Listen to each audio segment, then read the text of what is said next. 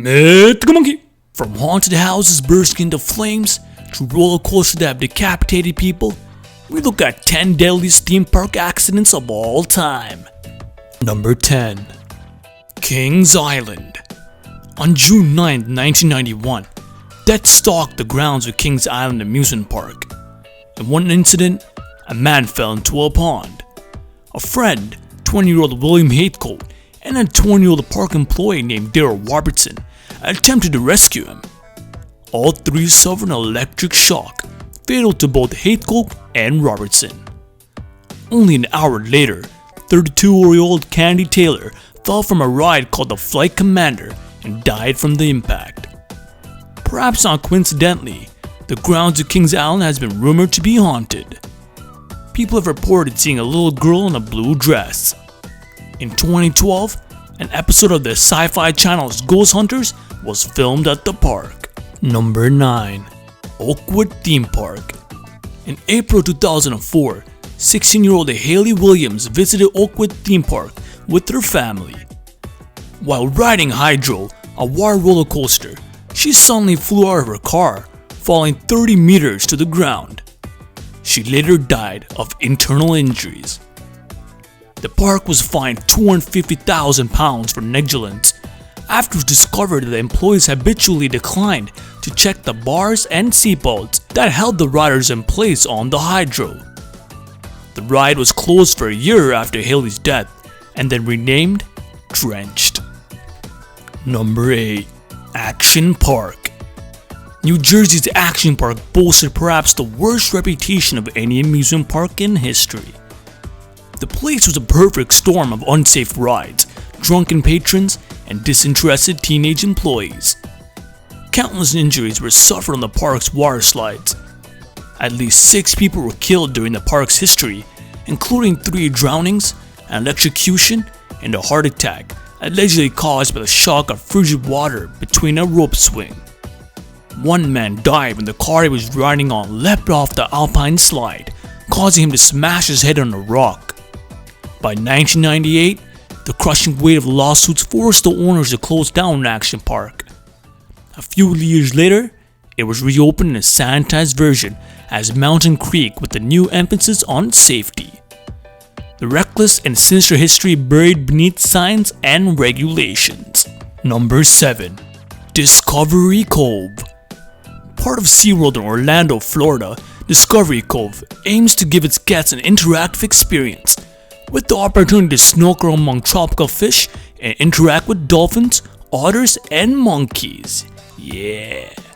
For many, such an experience would be a dream come true, but for 59-year-old British tourist Keith Clark, it would turn into a nightmare that ended in his death.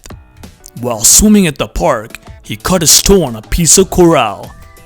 A hemophiliac, Clark suffered complications from the wound, and 3 days later, he collapsed at the airport on his way home.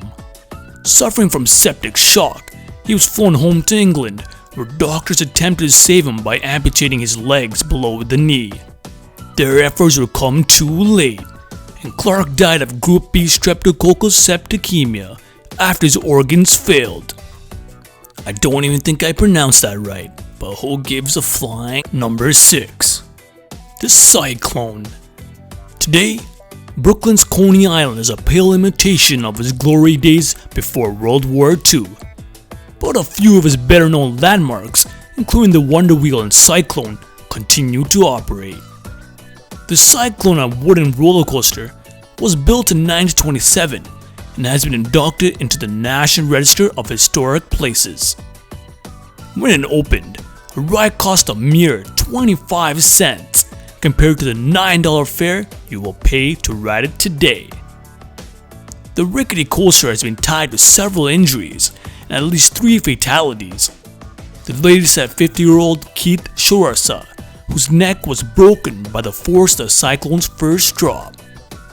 Shirasawa was rushed to the hospital, but he died days later from surgical complications.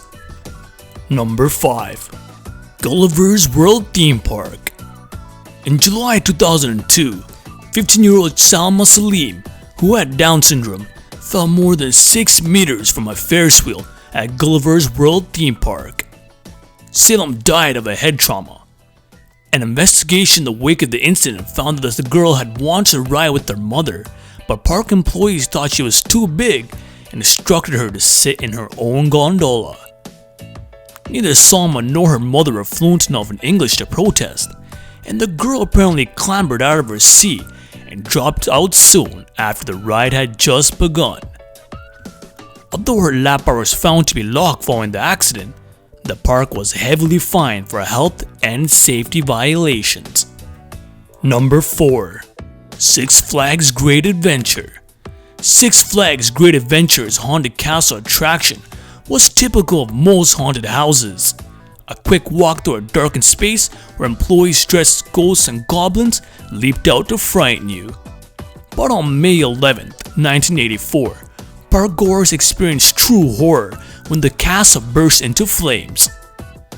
Most of the attraction visitors were able to make their way to safety, a few suffering smoke inhalation, but 8 teenagers became trapped and died in the blaze. Their bodies were torched beyond recognition and had to be identified by dental records. In the wake of the tragedy, the park would be brought up on charges, as the haunted house castle lacked basic safety precautions like sprinklers and smoke detectors. However, Six Flags escaped responsibility for the incident, as the castle was considered a temporary structure, and the fire was likely a case of arson rather than negligence. That's some baby bag bullshit. Number 3.